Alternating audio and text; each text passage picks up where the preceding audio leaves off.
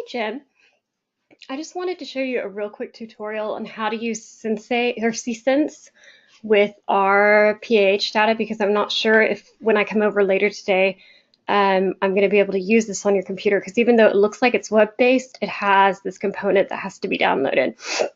So just to show you the base of what I'm putting in here, I took all of my collection account data for multiple dates and turned it into a very simplistic spreadsheet. Let me show you. It was just, because I look at the number of accounts in review once a week to see how many accounts we've cleared out.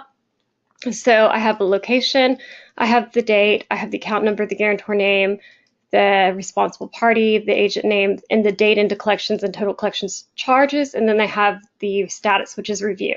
All of these are review. This is basically PH 1 through 4's report for collections in review for 3 different dates, 3/19, 4/11, and 4/26.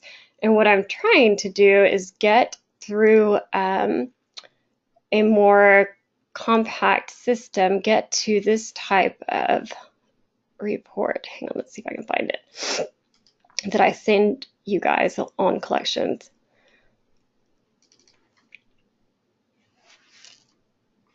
This report right here, where it summarizes all the data as far as what accounts we've cleared out. Because there's a way to do this in CSense that doesn't require me to do all these calculations. So I just uploaded my file to the Cube, and now I'm going to create my first dashboard. This should only take about 5 minutes, but it won't be perfect.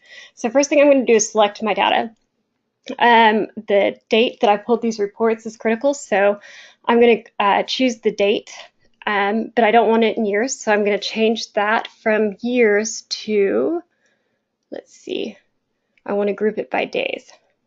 Okay, so you can see I've got some blank categories in there that I'll fix in a second, but you can see that I pulled these reports on 3/19, 4/11, and 4/26, and I want to filter the results that way. So now I definitely want to add locations. Next, I'm going to want to add our total in collections. This is going to, let's move it back to a pivot table. This is going to summarize in dollars. In fact, I want to go ahead and change that to dollars. So let's go to numbers, go to currency, and click OK. And now we can see that as dollars. So next I want to know the total number of accounts that are in there. And so I can do this a couple of ways. I can go to accounts, and then on the right I can select more, and it will give me some functions, but some of the functions right here only include count unique account numbers, and a lot of these account numbers will be repeating on the entire report. So I think I'm going to try and do collection charges instead. Let's see if it'll let me do that. Yeah. So instead of summing collection charges, I'm going to have it use the function of count all. And that should, yeah. Let's see. Yes, it's giving me a nice little table here showing me our total collection accounts per each location, per each date that I pulled the report. But as we mentioned before, it's not really important to know how many we had in collections accounts total on each day that we pulled the report. We need to break it down by month to be able to prove that we're clearing out accounts, because otherwise it looks like we went from 178 accounts to 260 accounts, and that doesn't show us how many accounts we cleared out. So I'm going to go ahead and add my date in column here. Now, when I do this, it's going to make more sense for me to push that back over here, I think. Oops, not quite that far, in between location and total charges. And it's got it in years, and I definitely want to change that to month. So I'm going to go to filter. I'm going to change it from years to months, and then click OK. Okay, so now I've got, oh, and I'll show you in just a second. Now I've got, for each location, how many accounts we had go in each month into the collections module, and then what the total of those accounts were in outstanding debt. So now I'm going to create that, and so I can do some more editing to it. So the first thing I want to do, let's see, once I get into edit mode, is I don't like the layout of this. I really want it to be side by side as far as these dates go, the report dates go, because if you see, this is all the 319 and then the 411, but I want to add a function in here to subtract the numbers from 319 and 411 to get the change in accounts. So let me see, let me go ahead and add a column. And let's try data in.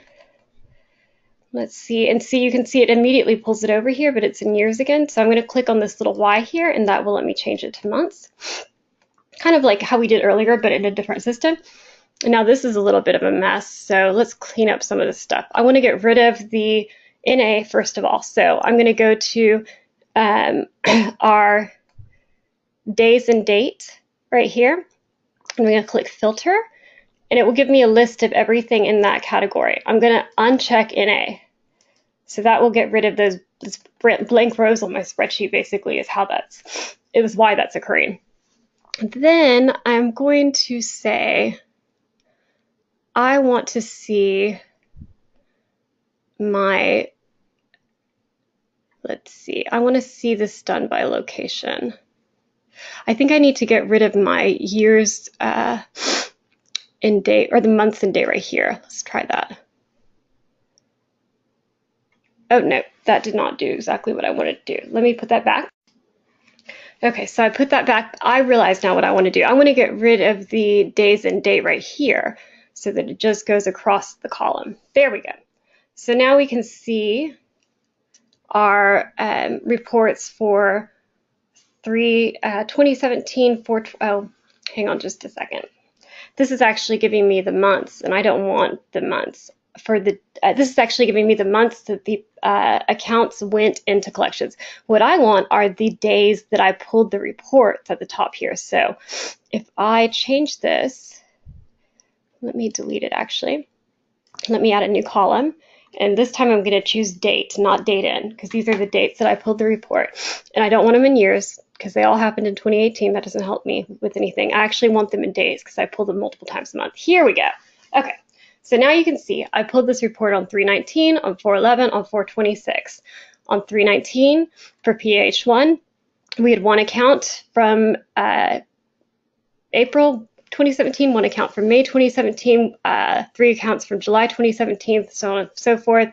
You can see, though, on 411 that none of those accounts from 2017 all the way down to December of 2017 are on the collections report any longer because they have been worked, which tells us that even though our total collections number went up from 172 to 200, that those accounts were cleared off. So now, and this will be the last thing I do, now I want to add some columns so I can actually subtract these out. So let me see if I can add some functions. Click on that. That's where you add functions, that middle column right there. Let me see if it'll let me do a count all of collection charges minus a count all of collection charges. So basically, for every single collection charge on the report, I've already got a count function in there, and so now I'm just subtracting those two count functions to see. And if I've got a formula that'll work, this little thing over here says okay. Let's see if that'll add what I want. Sometimes it can be really finicky. It did not do what I wanted. Let me try moving it down here.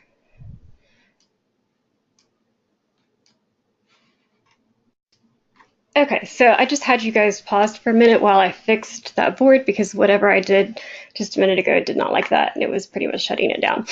So this is basically the same report that I have put together here, except it takes about a fraction of the time. Before I had to add each of these spreadsheets, add up the amount of counts by hand, and then you can really quickly turn these into graphs. For example, let's say that I just want to see what our breakdown is of collection accounts in Plano. I can duplicate this table, and then I can go into edit now, and I can change it from, well, first of all, let me get rid of some of the locations. Let's filter the locations out so I see just Let's say I just want to see PAH1. Now I can go in here and I can make all sorts of graphs. That's not very helpful. Let's try a column graph. Let's see.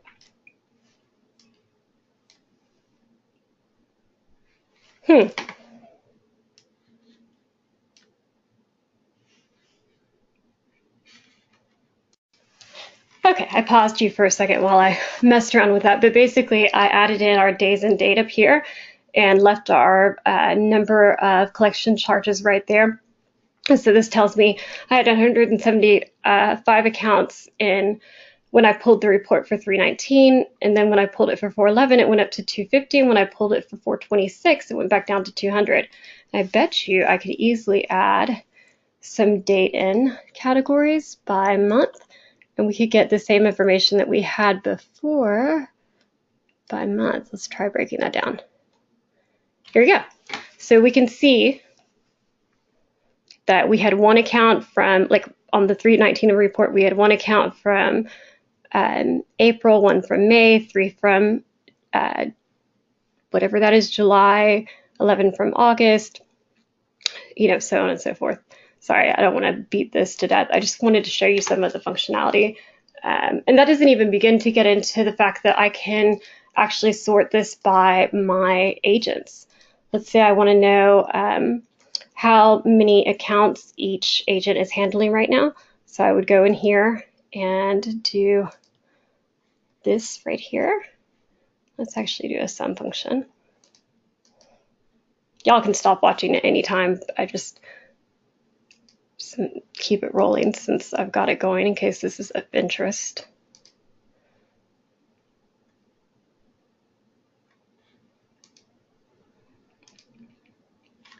There we go.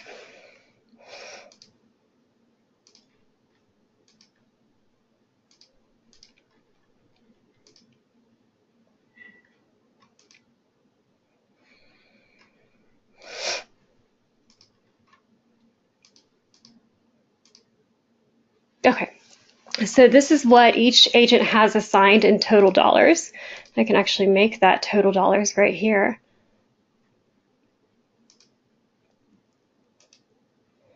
By changing it to currency. And let's say I want to know how many accounts they have. I can go in here again, and except instead of doing a sum function, I'm going to do a count all items function.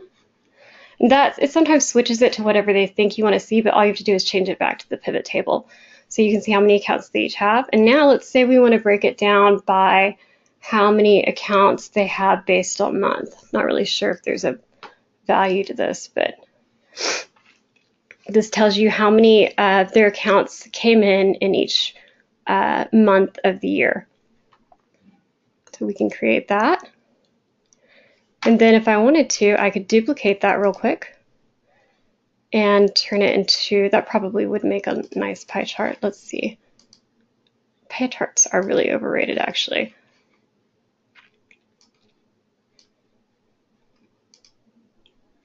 Yeah, they could really do better on their data to graph functionality. But anyways, you guys get the idea. I just wanted to share that with you.